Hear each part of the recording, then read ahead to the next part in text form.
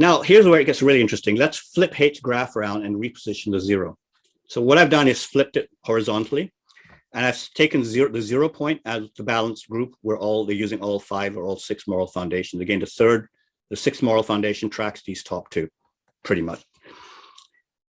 So we have now a very interesting, because I'm putting the 0 here, because this is what Hazar Imam says. We want to balance, we want to use all 6. So let's make that as the baseline from which we'll see how things change rather than the other way around. So if we start from there, this is the group using all 6. Over here on the right, we now have the group that have emphasized individual moral foundation, de-emphasized the community ones. And one of the ones they de-emphasize is the faith moral foundation, while they're emphasizing the individual.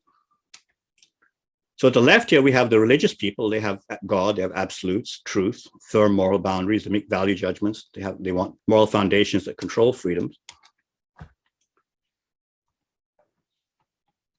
And because they're the boundaries which allow them to do that. And on the right here, we have the relativists, because they've devalued the sanctity foundation, the one that brings in the absolute standards. So they have no God, or devalued God, absolutes. Basically, they're left with opinions rather than truth. They have no form moral boundaries because they've removed the standard, which is God. They try and avoid value judgments, and their foundations are only designed to expand freedoms. They don't have the foundations that limit them, or they're devaluing them. So notice how, while devaluing the sanctity and faith foundation, they're simultaneously emphasizing the liberty foundation. That's where this is coming from, this push to unlimited freedom and license that Hazar Imam says is his #1 issue, or one of probably his #1 issue. Consequently, with no limits reining them in, since they've removed these moral foundations that provide the controls, the relativists keep demanding more and more freedom, which, as Hazar Imam says, degenerates to license.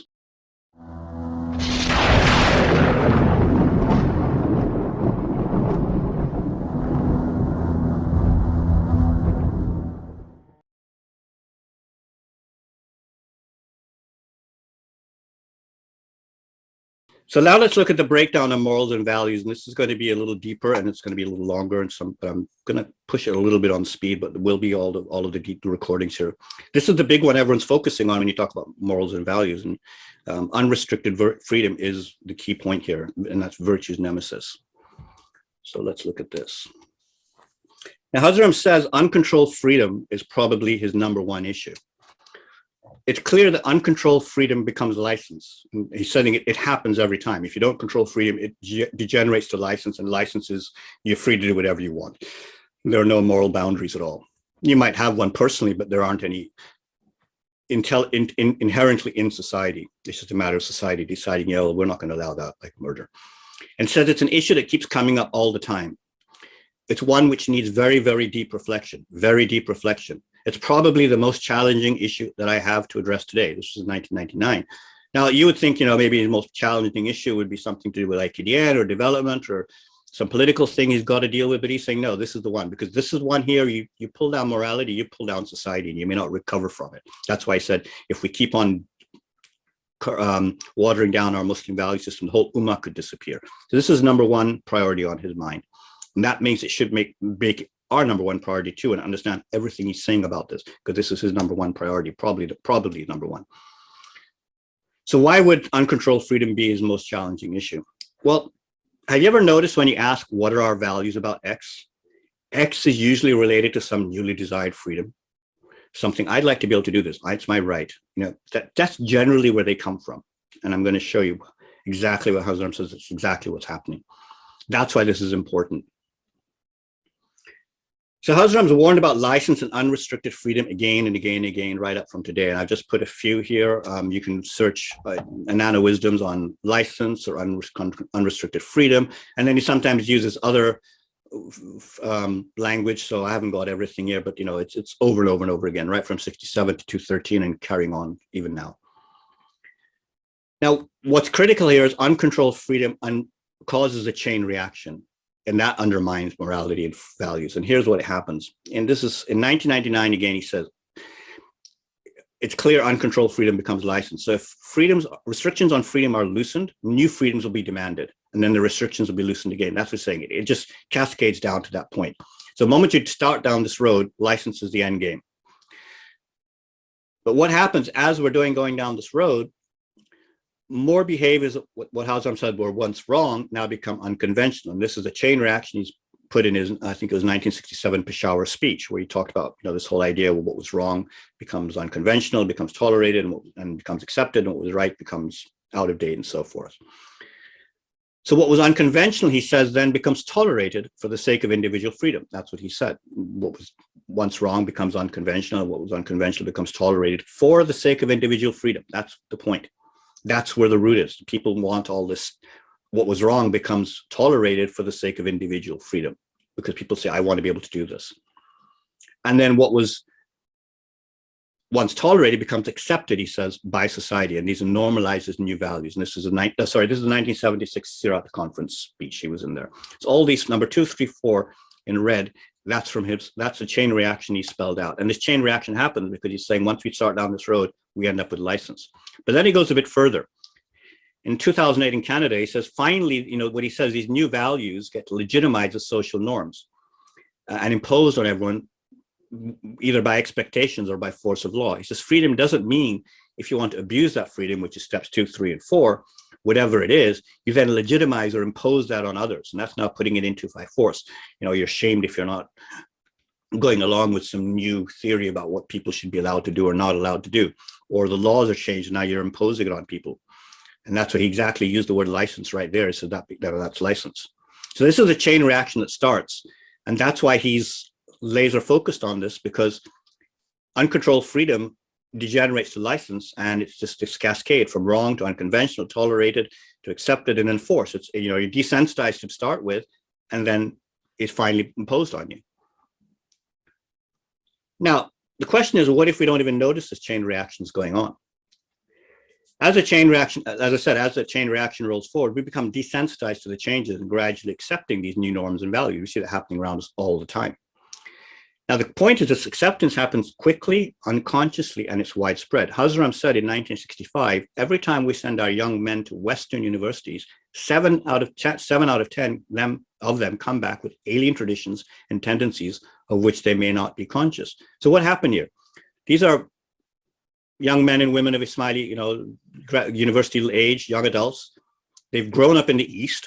They've been imbibed the Eastern values. They just went to university for a few years, and they came back with something they didn't even know they'd picked up. Majority of them, big majority. But this is pretty insidious. This is in 65 before even today. In other words, in just a few years in the West, at a university, which was interesting because it's at a university where all this stuff percolates out of, they don't just pick up alien traditions, moral values, etc. They don't even realize they've picked them up. They don't even see they're wrong. They didn't even notice it happen. That's the key point here. Now, what if you live your entire life in the West like we are now and not just study here? Would you, your children, even recognize what is alien anymore? Would you even consider it alien anymore? That's the big question here. Because if this is happening, then it's happening now. Human nature hasn't changed, and it's going to be more pronounced. The question is, how would you even know if you're unable to tell right now what's alien to our value system? By what standard would you assess yourself? Are you sure you even understand that standard correctly? And what I'm saying here is, are you going to judge yourself by Western standards or our Muslim values? And do you even understand our Muslim values correctly? Because that's the first thing you have to check. And that's why all of this, what I'm saying, none of it you should take as blind faith. Think about it and assess it for yourself on your own. Don't even ask what somebody else says, because they could be wrong. You have to decide for yourself, yeah, this all makes sense, or this is nonsense, and here's why. And maybe I am wrong on some things. I don't think I'm wrong on everything, but sure, I'll be wrong on some things. So you have to understand what's our standard itself. And our standard is not, well, for example, any value is okay, and we're inclusive without uncritical, without judgments. No, we actually, our value system is to make values. That's one of our values, to pass value judgments. That's what I'm said, make value judgments. And we might not realize that, because you might have thought, well, we're pluralistic, so we don't make value judgments. Well, no, there's a nuance there, and that's what I explained in all the other early presentations. That's why they're so important, because the whole idea of making value judgments is our value, one of our values, beyond whether we're going to be discussing gay rights or euthanasia or any of these other moral things that are popping up every day now. One of our values is we make value judgments. Once you understand that, now you're able to discuss the others. Otherwise, there's no value judgments to have. Everything's good, whatever you like. That's relativism. So Hazar Imam, again, in UK, USA, I'm just going to repeat these because they're so important. In Canada, in the UK in 2008, he said, we have to make value judgments of the societies in which we live. So you have to understand that's our value system. So yeah, if you want to make assessments about what our values are, like I said, the previous slide, you have to at least know what our value system is if you're going to use that and say, that's my standard. Well, one of our standards is we're going to be making value judgments. So take out the value judgment and say yes, and put a line down the middle on a paper and say yes, we're agreeing with this and we're not agreeing with that. That's what Hazar says. Will the line be drawn where the West has it? In the West, the Jamaat has choices to make. Essentially, the choice is, again, it's a choice we have, to keep the integrity of our value system or let that value system be eroded and replaced over the generations by value systems that are not born from within Islam. And from it, make careful value judgment. That's the entire, and he said if the Muslims don't keep their value system, the whole ummah could disappear. Well, it could start with the Ismailis if they don't keep their value system. Have the wisdom, because it is a question of wisdom, to reject that which is not compatible with the ethics and principles of our faith. Simply reject. So one of the things that's our principles of ethics of faith is we will pass judgment on things. And things that say we're not supposed to pass judgment, well, that's one of the things we can now reject. So this idea of being inclusive without judgment. And one of the things that's one of our ethics and principles is to pass judgments. That's what he's just said in the two previous sentences there, quotes. Hazar himself said he's not going to make any compromise on value systems. I will not make compromises because I consider it up to the rest of the world to look at us, upon us, and I hope understand our value systems. I have no intention whatsoever allowing compromises to come into our value system to please passing concepts about limitless freedom and social relations. So he's not making any compromise. He's passing judgment and saying, no, we're not going there. Or as Imam al-Sadiq said, like so many thousand years ago, beware of treating anything as permissible without knowledge, which is the whole idea. Yeah, this is good. We're okay. Well, where's the knowledge? Where's the evidence? Can you confirm this to me? And then whose knowledge? Well, it has to be from Allah, not just some other, especially on morals and values, from some other expert, like the whole discussion I showed last time. And Allah, our guidelines, our morals and values come from God, not from man. They come from man. We run into all of this relativism and the mistakes and so forth. Now, the question becomes who is what, and this is interesting now here, it's important, is who and what is driving this unrelenting push towards license and uncontrolled freedom. This is the key point. If you can identify where it's coming from, then we can be on the guard for it. If we can't identify where it's coming from, we can't understand where it'll take us over and won't realize it. That's why, as I said, you don't realize you've changed your point of view. And relativism is the thing that's doing it. And the reason is what is doing it is relativism, because relativism is license. That's basically everything's opinion. You can do whatever you want. Hazar Imam says we must make value judgments, and that he will never compromise our value system. That is, we have fixed moral boundaries. Fixed moral boundaries are by definition an absolute standard. They don't change, and the standard is set by God. But relativism rejects absolutes. Thus, it rejects boundaries and rejects value judgments. Reduces values to personal choices, opinions, none of which are wrong, makes the discussion of values moot since anything goes. So relativism equals unrestricted freedom, equals license, equals no principles, and that's why he called relativism right at the beginning, the first quote I put in, how can we help people, how can we inspire people to move beyond unprincipled relativism that has no principles? That's the point. Relativism creates confusions and disillusionments and moral vagaries that afflict modern society that he's talked about, because there is no guidelines, there's nothing. We don't even know what's right, what's wrong. It's like running around in the ocean without a true north or a compass, right? We don't know where we're going. It's moral vagaries. So relativism is just licensed by another name at the end of the day, just like pluralism or inclusivity without judgment is just licensed by another name. It's not pluralism. Since Hazar unequivocally rejects license, well, of course he rejects relativism too. And just from a simple point of view, theologically, how on earth could Hazar accept relativism when relativism rejects absolutes, and he himself is saying, I'm the absolute truth as far as our faith is concerned. He's actually said it in a quote, the only absolute correct interpretation of the faith of Ismailis is Hazar Imam. Well, he can't say that and say, I accept relativism. Like, it just makes no sense at all. So of course he rejects it, leaving aside relativism's own internal inconsistencies, and that it promotes license and unrestricted freedom. So we've seen this diagram before in principles where there's just no boundaries here. Well, principles set up fixed moral boundaries. They say I agree with this, and that's my limit, and I don't agree with anything beyond that. But relativism on principles, it removes the fixed moral boundaries, and anything goes. In other words, relativism is exactly the same as what in the original presentation on pluralism, cosmopolitan ethics, I showed this diagram of misunderstood pluralism is inclusivity without values, without judgment. That's what you get. It's the same thing as what was misunderstood about cosmopolitan ethics, where he called it a naive abstract universalism. When you, the misunderstanding is it's taken as a naive abstract universalism, which basically is removing the boundaries. So all of these remove fixed moral boundaries. That's why they're all the same. The misunderstanding of pluralism, the misunderstanding of cosmopolitan ethics, relativism, it's all the same thing. And if you look at it here, if you look at the breakdown of morals and values, how it plays out in the chart here, well, we're starting with breakdown of value systems, breakdown of the moral fabric of society, because traditional values are ridiculed. Like Hazar said, what was traditional is actually ridiculed. What was traditionally right is now ridiculed. And this comes back from this idea of to devalue what I'm going to come through here and next in this moral foundations. But when you start saying all values are equal, all values are equally valid, that's license. Oops, sorry. That's license or unrestricted freedom.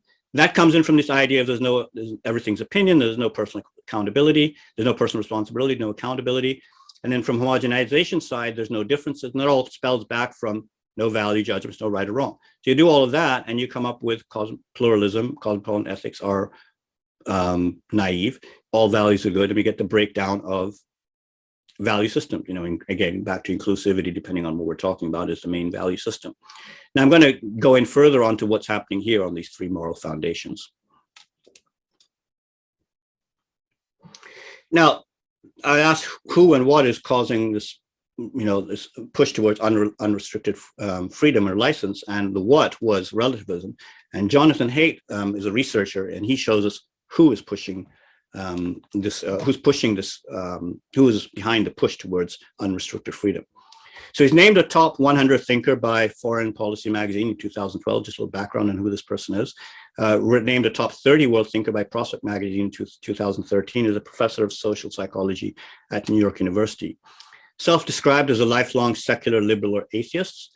And he's been writing about morality and religion, for instance, graduate school, and that's why he's very interesting to listen to. Even though he's a secular liberal atheist, he's actually uncovered some very interesting points.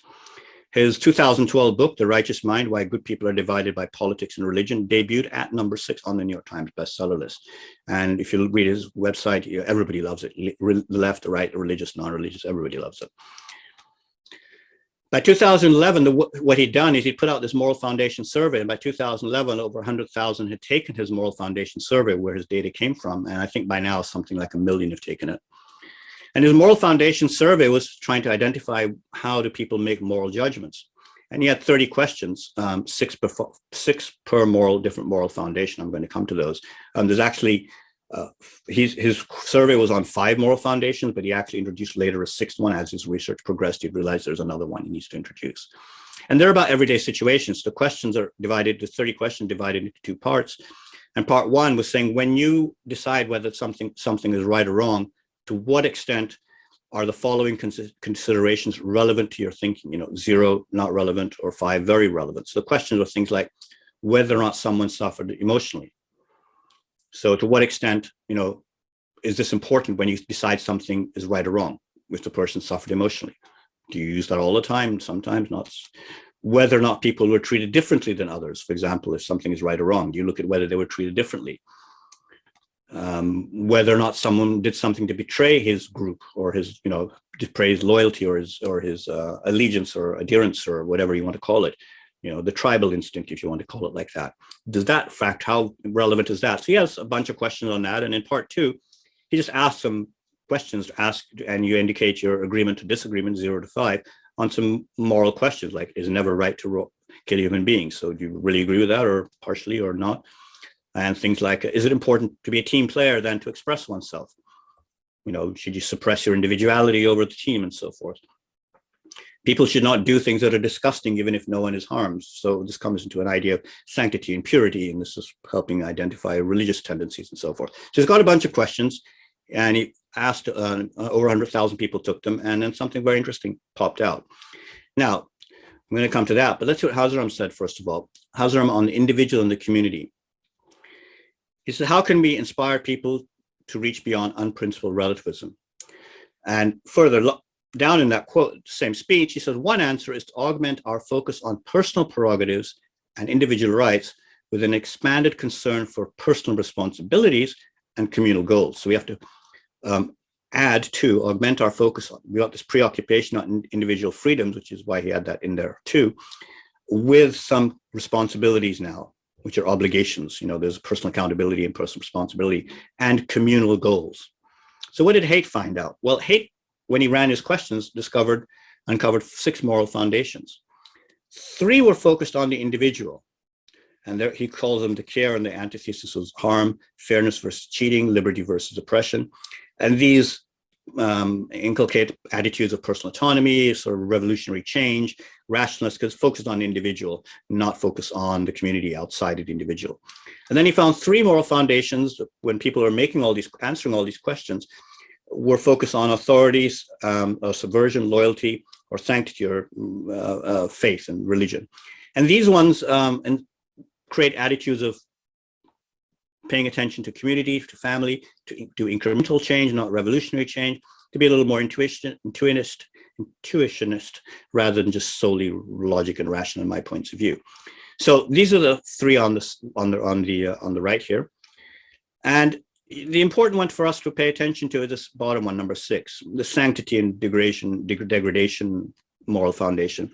And this is the religious notion of living a moral, ethical, pure, less carnal life, less depraved life, which is where license and freedom enters in. This idea the body is a temple, should not be desecrated by immorality and depravity. And those are very much aligned with all religious perspectives on life. The body is a temple, and we should be striving to live a pure life. And I mean, the purity is part of the entire purpose of religion, and it's said over and over again. Now, Hazar Imam said going back here, Hazar Imam said we're focused on individual. In that previous quote I said, he said we need to start refocusing on the community too, or augment our focus on the community. That's how we can move away from relativism, he said. We got to start focusing on the community instead of just me, myself, and I kind of thing. So Hazar Imam says we should use all 6 to balance society. Another quote, he said, we must live by a cosmopolitan ethic, one that addresses the age-old need to balance the particular, which is the individual, and universal, which is the community. You may have seen Hazar Imam talk about this idea about the particular and the individual and the universal and so forth, to honor both human rights, which is the individual, and social duties, which is the community, to advance personal freedom, but at the same time accept personal responsibility. You have to your community and so forth. So we have to use all 6 to balance society, and in order to have a good society, a sound society, we should balance all 6, is what Hazar Imam is saying. Now let's understand balance a little bit here, so we don't misunderstand this. It's not about the weight or importance a moral foundation plays in a situation. So it's not about what's the right or ideal, perfect, divine weight or balance should be. So it's not about saying, in this particular situation, it'd be 30% harm, 20% fairness, 40% loyalty, 10% authority, and 0% sanctity. A balance is how many different moral foundations are you coming to bring to bear on your life? You're bringing 3, 4, 5, all 6. How many are you bringing? Balance, Hazar Imam is talking about, is showing we need to use all 6. So what's the problem? Well, Haidt discovered 2 primary groups. It would seem pretty straightforward. Sure, let's use all 6, but people weren't thinking that way. That's the key point of what he discovered. He found one group just focused on 3 foundations, and that was all that was important to them: the care, harm, the fairness, cheating, and liberty and oppression. These are the individual ones. These focus on the individual in those chart of 3 and 3. These are the individual ones. And one group focused on these or gave them priority.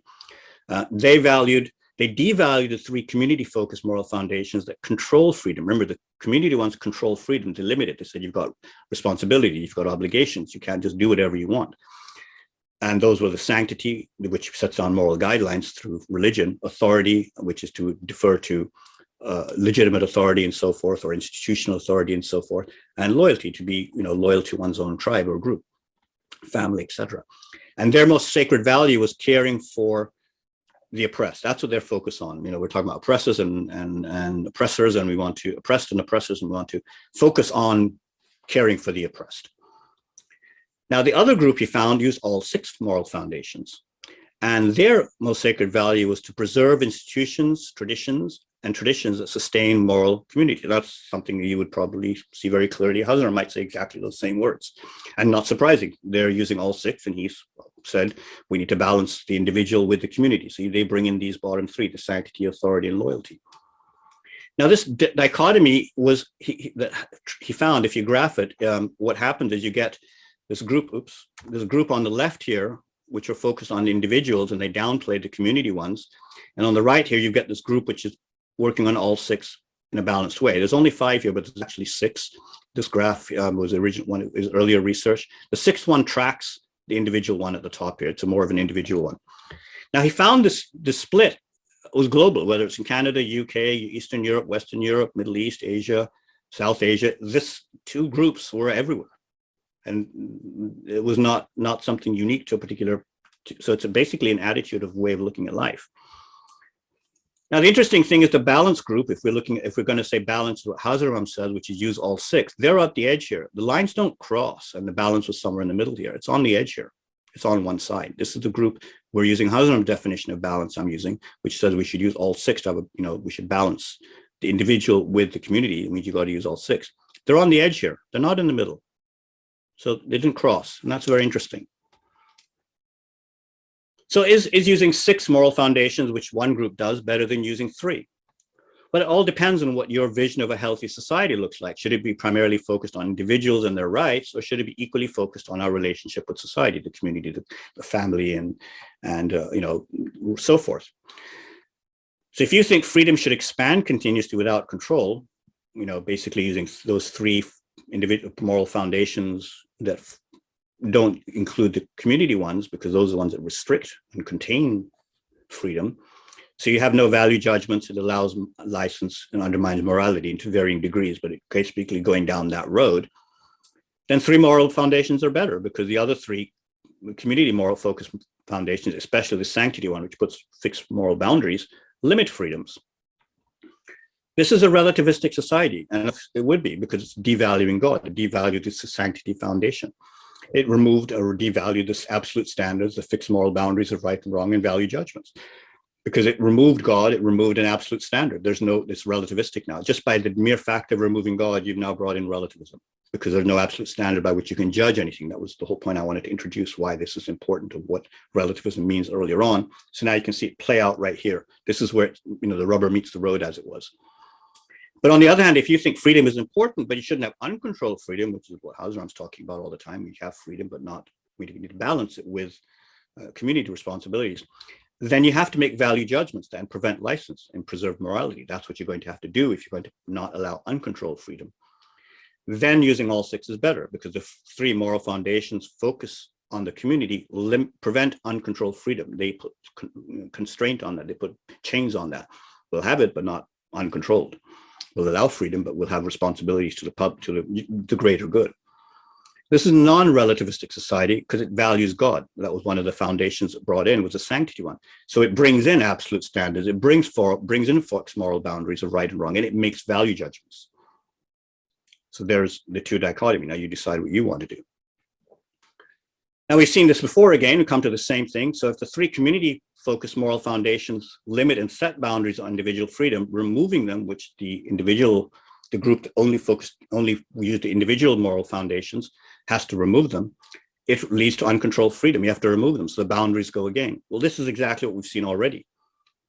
Misunderstood pluralism, misunderstood cosmopolitan ethics, relativism. All these concepts eliminate boundaries between right and wrong, so they remove value judgments. That's how all these spawn out of relativism in some way. Now, here's where it gets even more interesting.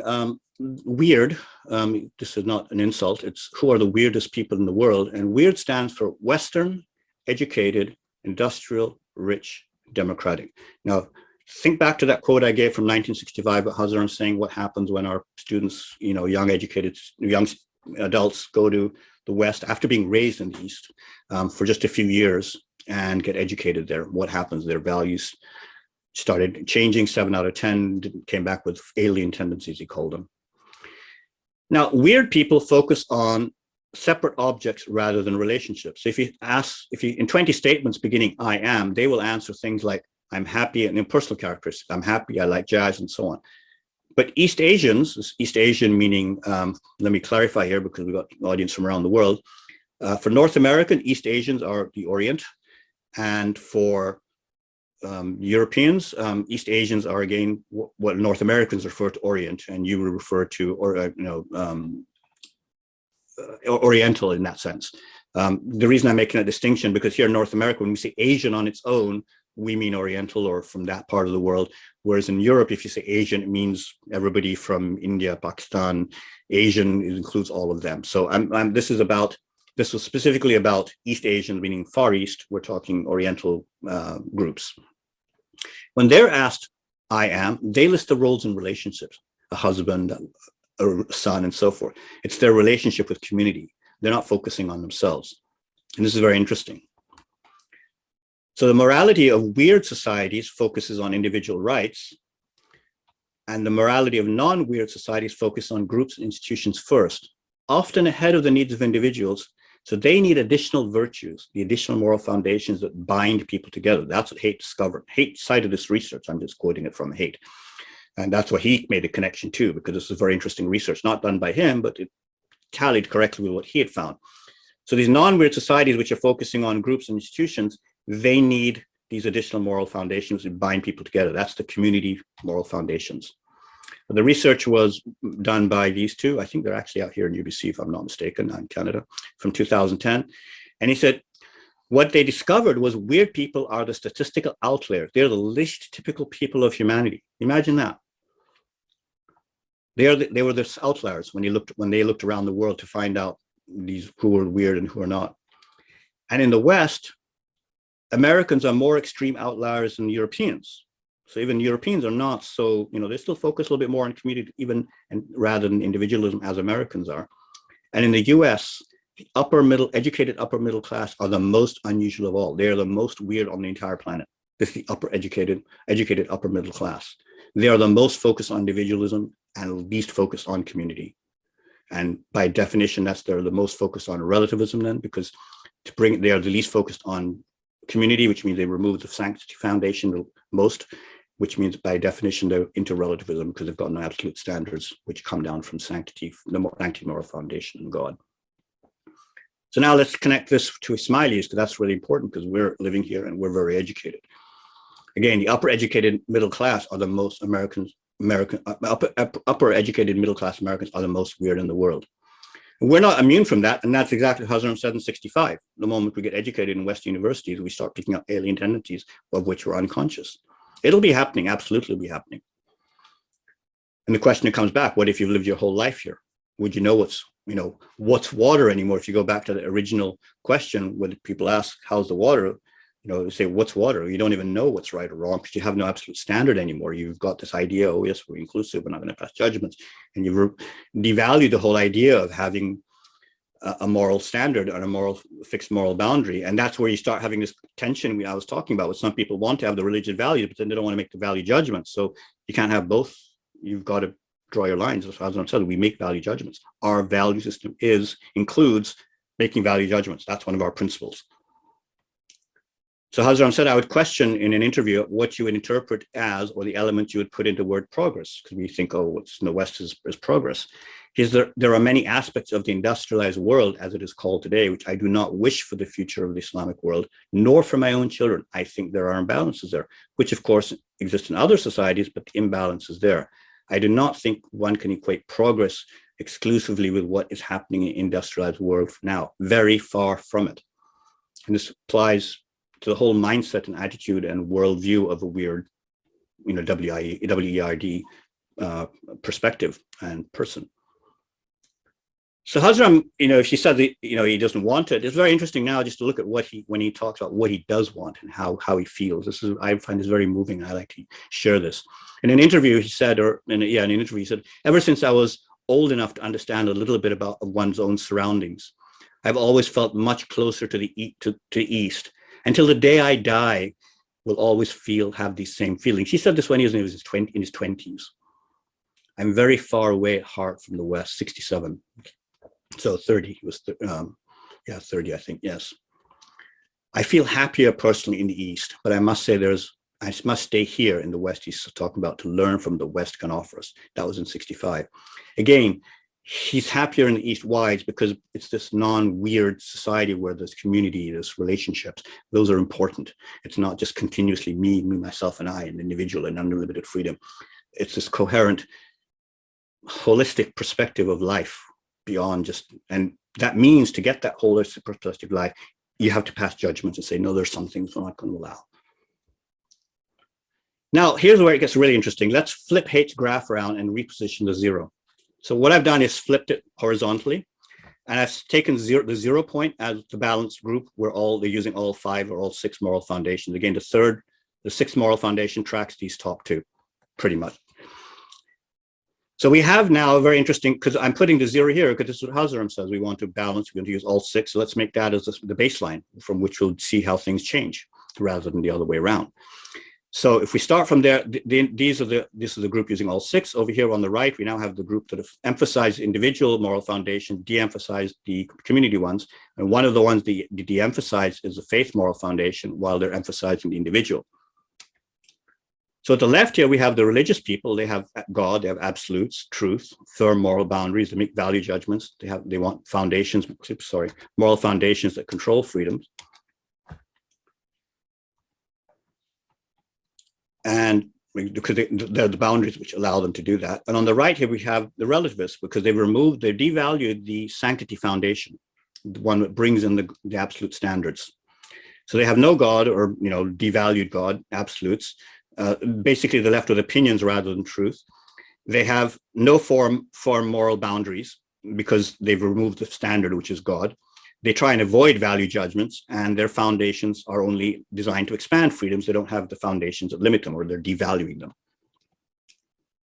So notice how, while devaluing the sanctity and faith foundation, they're simultaneously emphasizing the liberty foundation. That's where this is coming from, this push to unlimited freedom and license that Hazar Imam says is his #1 issue, or one of probably his #1 issue. Consequently, with no limits reining them in, since they've removed these moral foundations that provide the controls, the relativists keep demanding more and more freedom, which, as Hazar Imam says, degenerates to license. So faith affects freedom, and freedom affects morality and values. That's what we found here. So again, back to that question at the beginning, do you notice how when you ask, what are our values about X? X is usually about some individual freedom. And now we can see where that's coming from. It's because the relativists are pushing for more and more freedoms. And sometimes you only need one court case to make that freedom happen. It's not that everybody went for it. The court freed it up because the court said, yeah, that's a freedom, you're allowed it, it's your right, or something. And that's it. It only took one person to do it. So we should ask, when we have an issue about values, we should ask, is X about some newly promoted individual freedom? If it is, it immediately sets off alarms bell. Okay, we got to take a closer look at this rather than just accepting it, because it's probably removed some boundary we shouldn't be crossing. Let's hold back. That's immediately tells us right there what to do. Now, if we're talking about values, here's how you can now begin to understand what our values are, not just now, but all the time in the future. And that's why I talk about first principles, because they help you fish, not, like I said, not give you a fish. Don't give you answer after answer after answer. They give you the guideline. Now you can ask this question and you can begin to see, okay, let's take a look at this a little more closely, because this is being pushed only for individual freedom. And Hazar Imam said, in exactly that chain reaction, it starts because of a push for individual freedom. What's right becomes wrong. And that's why he's focused on it. And he says it's probably his most challenging issue. Relativism spurs the uncontrolled freedom because it devalues and limits the faith's sanctity foundation, which sets the firm moral boundaries. So that's why, if you look at the full quote Hazar Imam said, I gave it at the beginning, he said, how can we inspire people to reach beyond self-indulgent individualism and unprincipled relativism? Because really self-indulgent individualism is basically, doing whatever I like to do. I'm indulging myself, is an aspect of unprincipled relativism. Relativism covers that already. That's why he's got the two side by side. And again, now you begin to see, he puts this point out here. He's mentioned this alongside these critical things like rampant materialism and self-indulgent individualism. Those are big things, and he's put this thing next to it. It's got to be big too, and we can begin to see why it's so big and why his focus is on licenses, is #1 priority. So he mentioned that, without the moral there was a lot of moral confusions or delusionments and moral vagaries in the West. where he says there is the potential for the Islamic heritage to help modern societies cope with the confusions, disillusions, and moral vagaries that afflict them. Well, how can we help that? Well, how about bringing in the value system that removes the moral vagaries? So the question is, who do you think is afflicted with all these confusions, delusions, and moral vagaries? Is it the religious who accept God, have firm moral boundaries, and make value judgments? Or is it the relativists who just follow opinions, don't have any firm moral boundaries, and avoid value judgments? I mean, it's pretty straightforward. So this comes back to this point about, religion in the public square. Hazar Imam says if freedom from religion deteriorates to freedom from religion, then societies will find themselves lost with no compass, no roadmap, and no sense of ultimate direction. So and what he's talking about here is freedom of religion is practice what you like. That's great. But freedom from religion is to remove it so I don't have to deal with it. And that's what, if you keep going down the relativist line, there will be no religious people having sway on society anymore. Society will be free from religion. Thank God, we finally got rid of it all. Now we can do whatever we want. Then you'll be really lost, because right now the religious are holding things in check, even though the relativists would like to go push things certain ways. There's a group called religious people who are basically the majority of the planet, because the relativists and the people pushing for the freedoms are these weird people, which are an outlier, the WEIRD people. To some extent, not everybody. There's religious people that are pushing them too, and they've got a conflict between wanting moral guidelines but not passing judgments on them. So let's look at new freedoms that are on the horizon. And I said this is step 3 of that chain reaction. For the sake of individual freedom, this is a new behavior being tolerated. So, a New York parent is suing, this is just earlier this year, to marry their own adult child. They want to marry it, they call it, and they say it's a matter of individual autonomy. That's the exact thing they've got in their lawsuit. So again, which segment of society do you think is driving this newly sought freedom? And you might think, oh, this is ridiculous, never happened. But if the court says, yeah, it's allowed, not a problem, why then it's done? The law is freed up, and the legal side is allowed, but then the moral side is not. And in Germany, the German Ethics Council is saying, yeah, this is good, allow this to go for individual freedom. This is the official German government ethics council. Another individual freedom, this is the Euthanasia Association in Germany again. And this is a Google translation I've got here. Again, coming to this whole idea of unconventional behaviors, becoming tolerated for the sake of individual freedom. So they said, they declared the right to self-determination to end one's life to be a fundamental right. And the government, the court said this in Germany. So that's some court case, one person, and took it to court. And they said this thereby confirms the social legitimacy of our activities, the German Euthanasia Association. Well, it might reflect the social legitimacy, but it certainly does not reflect the moral legitimacy. And that's sometimes where the confusion comes. And that's why I said in the early part last year, laws, courts, experts, they don't define our values. This is what you get if you let them define the values. And this is just like 2 weeks ago, professor decided to delegitimize pedophilia, or destigmatize it, he wanted to, because he said there's no immorality in being attracted to children. He wrote a whole book on this, and he's subsequently, I think, being released. But this is in the beginning part where you say what was wrong becomes unconventional, and he suggests we should call non-offending pedophiles as minor attracted persons, so they're not stigmatized. Because I don't understand what a non-offending pedophile is. People don't go around saying, I really like kids. You'd only know a pedophile once they've offended, then you know about it. So I don't understand what this non-offending pedophile is, a minor attracted person. Another article talking about this had it brilliantly put. They said it is fashionable to tolerate all kinds of productivities in the name of diversity. And that's what I said right at the beginning. It becomes license. If you're just going to be inclusive without judgment, that's license.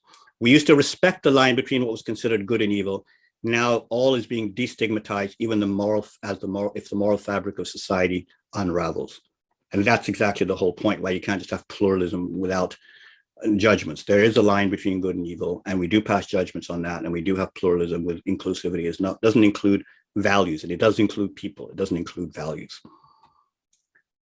So in terms of relativism, breakdown of values, again, this comes back to this idea of there's no value judgments, no right or wrong. It starts up here, then there's no differences, disagreements. We come with everything's opinion.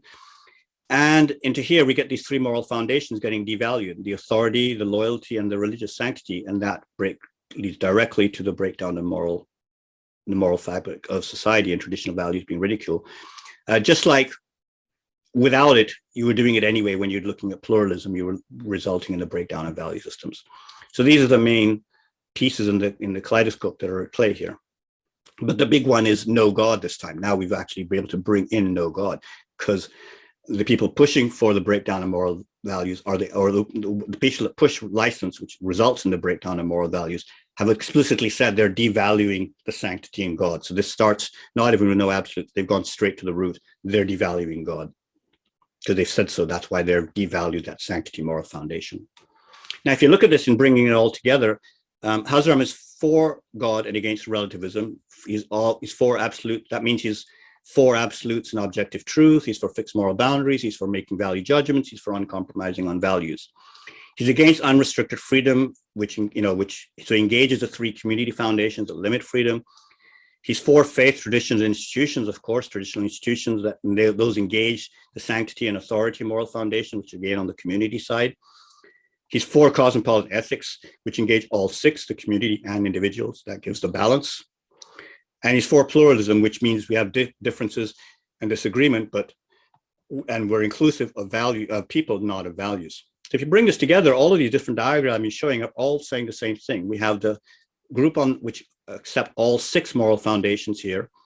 They're the same ones that have pluralism with boundaries, because they need the boundaries to have value judgments and all of the rest of it. And they're the ones that have God, absolute, subjective truth, so forth. They have a pluralism of value system, not a homogeneity of value systems. Each group can have their own value system. Their foundations are using the ones that control freedoms, and that basically have an attitude of live and let live. We have the circles. You're free to do what you want. Don't impose it on me. That's the main thing. Live and let live. And so this is on the left side. It's the religious group, and on the contrary, we have the relativists on this side. And this comes directly back to this diagram, which is dividing last week's presentation and this one. This is all to do, the whole of last week's was to do with this whole side on the left. And today, when you have relativism, you have no God, because they've already devalued the community or the sanctity community moral foundation. You get all this idea of no right or wrong and so forth. And basically, that's what we have on this side, which is exactly correct. We have only three moral foundations. We get homogeneity because they remove moral boundaries all the time, or any kind of boundaries. They've removed God because they've devalued the sanctity foundation, as hate is found out. So they're just left with opinions. They have no boundaries left. They have no more. They avoid value judgments because there are no boundaries. It's a single homogenized value system. These foundations are only expanding freedoms because they've taken out the ones that control it, and it's imposed conformity. They say you have to accept this. So you have to accept this. What Hazar says, well, don't impose it on me. It's not live and let live. So the question is your worldview aligned with Hazar Imam's? And to really understand, you need to align, really understand Hazar Imam, I mentioned this before, you have to align your worldview with his and look at everything from his perspective. Otherwise, you're trying to fit his jigsaw puzzle into your picture, and you'll be constantly surprised. Really, Hazar Imam said that? And that's like a scientist with a wrong theory. They're constantly surprised by new data. You'll use mental gymnastics to try and force Hazar Imam's words to fit into your worldview. And if that fails, you'll invoke the incomprehensible Imam fallacy, which I talked about yesterday. Well, we don't know what Hazar Imam means, because you've tried it, you don't like what it turns out to be. When your worldview does align with Hazar Imam, which means you've got to decide, yes, we're making value judgments, we have fixed moral boundaries, et cetera, et cetera, et cetera. You'll see he says the same things over and over again, as I said. Everything will make sense. This whole idea makes perfect sense. Everything of our faith makes sense. It's completely clear. There's no ambiguity. This whole relationship between standards, making value judgments, thinking for yourself, humility, they all work together in perfect harmony. And you can now begin to actually, once you've now got that, you can now make predictions like, okay, these are new freedoms coming on the horizon. Where do you think Hazar Imam's going to be on those? Well, we can say pretty clearly, he's not going to say, well, yeah, if they have the right, they can do what they want. He's going to be holding back. So the question is, on which side of the religion relativism divide are you? Are you one of those who want religious value system, but without making value judgments? You want the freedom, want God but the freedom of relativism. In other words, do you really think you use six, but really you use three, or do you actually use all six? And to find out which side you're on, you ask yourself a simple question. What new social values, say in the last 50 years, have been tolerated, accepted, and normalized for the sake of individual freedom, just those, and now imposed on everyone by law, social expectation, that you have passed judgment upon and rejected, as Hazar Imam expects you to do. He says, make value judgments. And second, take the moral foundations test at yourmorals.org and just see for yourself, where do you stand? And the test only covers 5 of the 6, but it'll tell you pretty much where you want to be.